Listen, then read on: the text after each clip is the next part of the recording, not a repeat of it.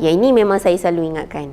You jangan doktor kata boleh makan apa yang you nak. Saat lagi you balik rumah, you cakap dengan husband you, saya doktor kata saya boleh makan apa saya nak. So saya nak makan banyak-banyak. Yang itu doktor tak bagi.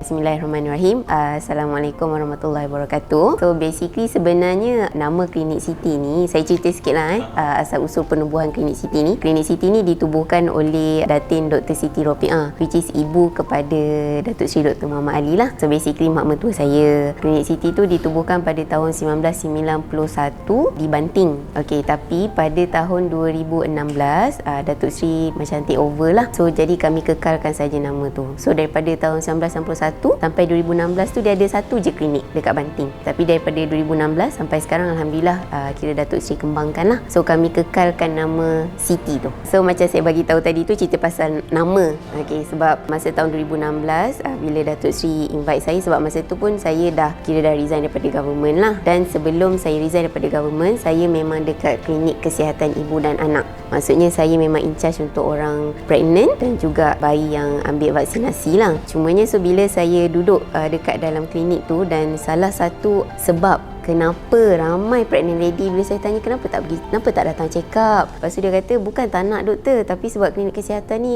dia punya tempoh waktu tu sampai pukul 5 petang je. Kami ni kerja, so Sabtu Ahad tak buka. So kat mana kami nak pergi? Lepas tu cakap kalau kat klinik luar masalahnya doktor lelaki, segan lah doktor.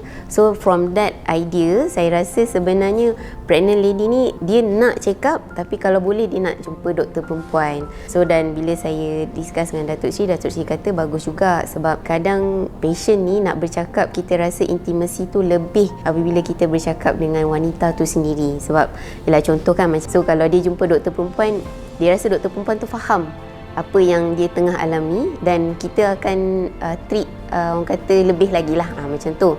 Tu satu. And then second, sebabkan masa saya dekat government side dulu, saya memang ditekankan berkenaan dengan kita panggil MDG 5. Dekat WHO, World Health Organization, kita ada Millennium Development Goal. So untuk wanita mengandung ni, kita kategorikan diorang dalam MDG 5. So di mana kita menganggap tidak boleh ada wanita pregnant mati. So daripada situ, bila kita punya aim ke arah situ, so maksudnya daripada awal, iaitu daripada care diorang tu kita kena jaga. So sebab tu bagi saya, bila Datuk Seri kata nak ambil alih Klinik Siti, so saya cakap maksudnya kita kena ke arah samalah, ke arah WHO tu, iaitu caring of the pregnant lady, kita kena jaga daripada awal. Sebab tu saya cakap, saya minta dengan Datuk Seri, boleh tak kita buka Klinik Siti ni, sebab masa sebelum tu dia tak buka 8 pagi sampai 11 malam. Memang buka macam sama macam klinik kesihatan lah. So saya kata saya minta buka 8 pagi sampai 11 malam, dan saya minta untuk ada doktor wanita. Sabtu Ahad dengan public holiday pun kita nak buka, sebab saya nak bagi peluang kepada wanita yang berkerjaya, yang kadang-kadang diorang kata diorang ada masa memang weekend je, even the office hour pun tak ada masa, sebab yelah balik rumah dah kadang jam, dah pukul berapa. So memang ada masa Sabtu Ahad je doktor. So at least saya tak nak perempuan mengandung bagi alasan yang diorang tak boleh check up. Sangat-sangat digalakkan untuk dia berjumpa, saya panggil healthcare professional. Kenapa saya tak sebut doktor? Sebab kalau dekat klinik kesihatan, yang diorang akan first encounter adalah staff nurse. So diorang juga adalah healthcare professional. So maksudnya kena dapatkan nasihat orang yang betul. Sebab isu dia apabila buat pregnancy test 2 garis ni, kita tak tahu dia berapa minggu kandungan. Itu yang first. Sebab bila saya tanya okey, berapa minggu dah ni? Oh, saya rasa 2 minggu. Salah. Mana ada 2 minggu kita boleh detect. So maksudnya nak tahunya orang dekat luar sana, first kita panggil bila last period. Dia tak faham apa maksud bila last period. So sebenarnya bila doktor tanya bila last period, adalah doktor nak tahu hari pertama dia datang, tapi bulan lepas yang dia dah lama tak datang tu bila. Tapi kita nak tahu hari pertama, bukan hari last dia datang. Itu selalu saya dapat. Tak faham ke sebab ayat dia bila hari last awak datang period. So which is kalau kata, yelah saya pun tak salahkan orang dekat luar, sebab bagi saya kalau layman pun dengar last period dah, doktor tanya saya bila last period. So of course saya bagi hari yang last. Tak, saya tanya hari pertama. Sebab itu kalau kita masuk cerita calculation pasal saintifiknya, kita nak calculate ovulation period dia apa semua. So kita nak nak hari pertama. Tapi ayat doktor cakap bila last period macam tu. So first sekali memang kena jumpa dengan healthcare professional to determine, ataupun kalau dah dengar video saya ni dah boleh faham lah bila doktor tanya bila last period, bermaksud hari pertama awak datang period tapi bulan yang dah lama tu bila. Of course kalau dekat klinik Siti memang terus jumpa dengan doktor lah, dan Alhamdulillah dekat klinik Siti ni kita memang equip dengan mesin ultrasound. So mesin ultrasound ni, to be honest and to tell you the truth, tak semua klinik ada. Tapi macam dekat saya patah balik sikit cerita lah macam kat klinik Siti ni memang saya minta jugalah dengan Datuk Seri, memandangkan saya kata kita nak fokus nak jaga pada pregnant lady. So saya memang minta bajet untuk ada mesin ultrasound. Walaupun saya tahu apabila klinik tu baru nak bermula, dia mungkin tak menjanakan revenue yang banyak. Tapi sebabkan niat kita yang pertama tadi tu nak buka klinik Siti sebab nak jaga pregnant lady, kalau tak ada mesin ultrasound, you tak betul cakap niat you.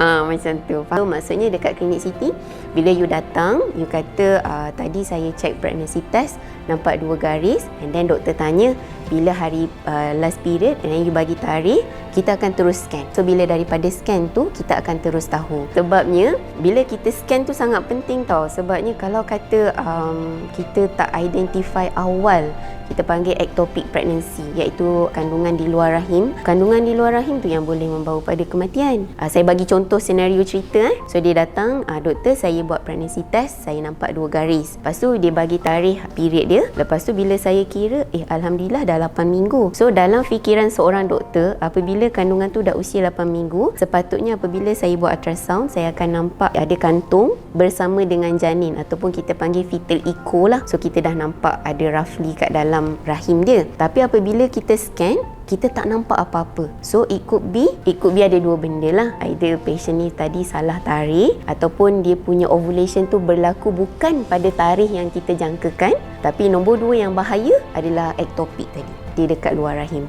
So dekat luar rahim tu yang kita kena further investigate. Ectopic tu dia tak masuk MDG 5 punya kriteria, tapi dia ke arah tu. Maksudnya pregnant lady ni dia tak tahu yang dia pregnant. So dia tak check, end up bila kita buat autopsi, rupanya dia kandungan di luar rahim. Kalau tanya saya, bila dapat 2 garis, wajib berjumpa dengan healthcare professional. Jangan tanya nasihat orang yang tak tahulah.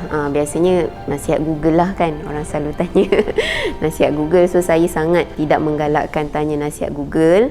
Pergi jumpa dengan doktor, pergi jumpa dekat, kalau kat klinik kesihatan kita ada staff nurse, tanya dengan staff nurse lah, and then kita akan buat ultrasound. Dekat klinik Siti memang kita akan buat ultrasound sebab kita nak identify berapa minggu dan juga adakah di luar rahim.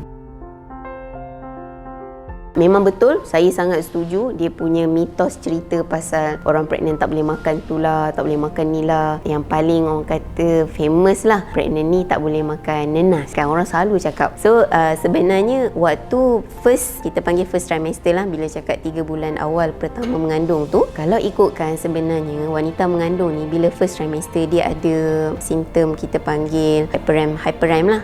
Dia macam loya, muntah, sakit kepala, pening, tak lalu makan apa semua. Sebab tu ada orang suka nak gariskan list of makanan yang so called you takkan rasa muntah, tapi sebenarnya bergantung kepada individu tu sendiri. Maksudnya saya bagi contoh, kalau saya kata sebenarnya orang first trimester ni dia ada rasa loya, mual, so you tak boleh makan makanan yang berminyak, nanti you akan mual. Tapi bila saya bagi contoh lah, dia kata bila saya makan makanan berminyak ni saya rasa tak mual pula. So baguslah untuk dia. Sebabnya yang paling mustahak masa first trimester ni, bila diorang keep on loya, muntah, dia akan dehydrated. So dehydrated tu yang jadi masalah adalah baby pun boleh terlibat sama. Sebab banyak kes saya tengok, dia kata doktor saya tak larat lah, makan minum semua tak boleh, so saya muntah, dan dia tak jumpa doktor. So bila tak jumpa doktor, bila kita tengok baby pun keguguran sebab mak dah dehydrated teruk. So baby tu tak dapat, orang kata kita tak dapat nutrien, dan yang paling teruknya adalah dia tak dapat hidrasi yang betul daripada mak. So bila kita check balik, kita biasa nak tengok hidrasi orang ni, kita check air kencing. Sebab tu kadang orang kata kenapalah orang pregnant lady ni asyik lah kena bagi air kencing kan. Sebenarnya daripada air kencing tu banyak benda kita boleh tahu, dan salah satunya adalah hidrasi badan kita.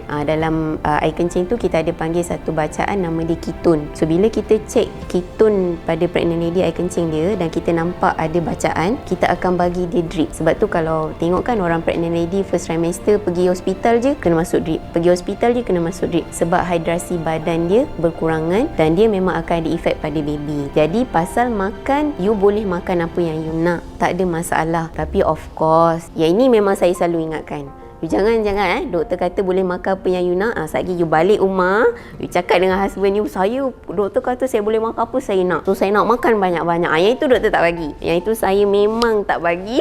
Sebab saya kata apabila kita mengandung, itu bukan alasan untuk kita makan untuk dua. Dia selalu cakap saya makan untuk dua orang ni, makan untuk dua orang. No, you still kena makan bergantung pada portion yang pemakanan yang sihat.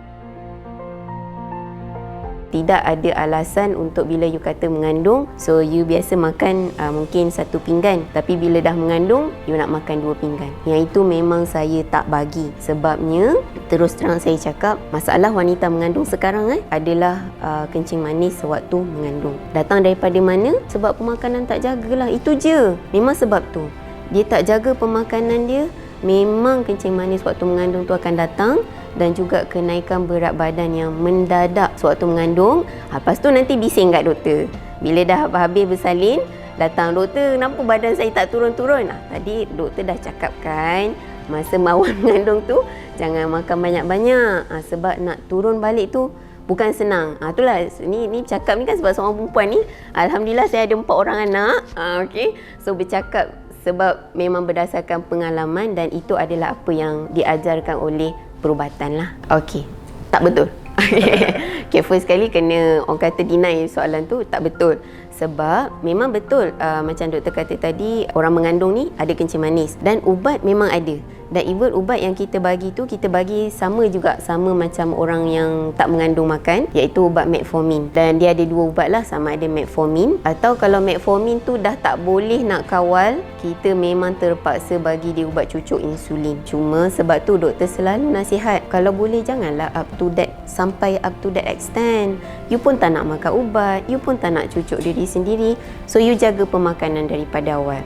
Tapi apa doktor yang bagi ubat tu, yang metformin tu memang boleh makan dan memang kena makan. Sebab bila cerita pasal kencing manis waktu mengandung ni, dia jadi macam serius sikit lah. Sebab orang atau pregnant lady kat luar sana dia anggap, alah tak ada apa kencing manis ni, nanti kan lepas saya bersalin dia hilang apa semua. Dia selalu cakap macam tu. Yang itu memang betul, tapi tak semestinya semua orang akan hilang kencing manis selepas bersalin. Dan nombor 2, sebenarnya bila kita cerita pasal kencing manis ni, adalah sebenarnya kepekatan ataupun kandungan gula di dalam darah seseorang tu dia tinggi. So bila dia tinggi, kesan dia tu, dia kena fikir dia mengandung ni. So bila dia mengandung, dia akan bawa efek tu pada baby. Sebab tu kadang-kadang kita ada nampak baby tu mungkin ada mengalami kecacatan ke apa ke. One of the reason adalah sebab manisnya gula dalam darah ibu, iaitu kencing manis lah. Dan kencing manis yang tidak terkawal.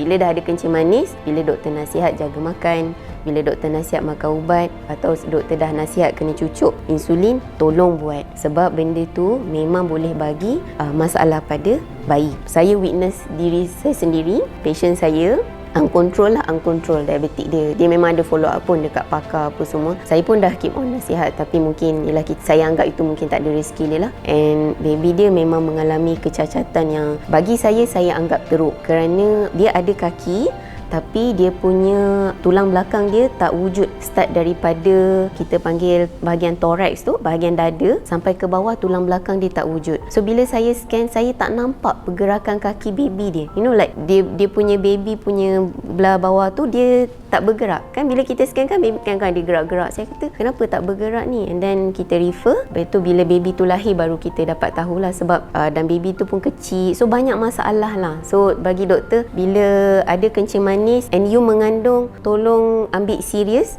Jangan ambil mudah. Tolong jaga makan. Kalau doktor suruh makan ubat, tolong makan ubat. Tadi pun doktor dah ambil cerita sedikit pasal baby punya kita panggil abnormality lah, ataupun kecacatan pada bayi di dalam kandungan. So one of the thing kadang-kadang boleh berlaku disebabkan oleh badan you tak prepare. Badan you tak prepare daripada segi vitamin. Folic acid tu dia sebenarnya adalah vitamin sahaja. Tapi vitamin tu dia sebenarnya membantu untuk baby punya pertumbuhan tulang belakang. So kalau kata pernah dengar perkataan spina bifida, doktor tak pasti dalam bahasa Melayu dia kita panggil apa, tapi spina bifida ni adalah di mana tulang belakang dia tumbuh, tapi tulang belakang dia tumbuh dan dekat hujung tu dia tak tumbuh habis dan dia akan ada bulging yang dekat luar. So which kita panggil kecacatan jugalah. Dan salah satu berlaku adalah disebabkan ibu, iaitu pregnant lady tu, dia tak amalkan folic acid. Folic acid ni is a very small vitamin. Saya rasa tak rasa pun kalau makan. Sebab tu lagi sekali bila kan kalau pregnant lady datang jumpa doktor, biasa doktor selalu ingatkan kita perempuan bila dah pregnant, kita kena ingat benda ni amanah untuk kita. Bila jadi amanah, diri kita sendiri kena dah ada disiplin. Kita tak boleh cakap, alah lupalah doktor, alah tak sedap lah, alah tak nak lah. No, you as a mom, you nak jadi mom to be ni, you kena disiplinkan diri you daripada awal. Makan ubat, makan vitamin. Sebab kenapa bila kita makan, ni untuk anak aku, ni untuk anak aku, besar sangat pahala sebab you buat sesuatu tu, you fikir untuk orang lain, bukan untuk diri sendiri ni, untuk babies. Even kalau kata tak mengandung pun, boleh je nak makan folic acid tu. Sebab kadang-kadang ada wanita dia ditakdirkan untuk lambat dapat baby kan. So as a preparation untuk diri dia, boleh sahaja ambil folic acid. Sebab dia pun tak tahu. Tiba-tiba kan banyak kan kita selalu dengar, saya tak tahulah tiba-tiba saya tak datang period, tiba doktor kata saya pregnant. Selama ni saya tak tahu saya pregnant. Tapi alhamdulillah lah, dia dah cover diri dia dengan dia ambil folic acid selama tu. So tak menjadi masalah.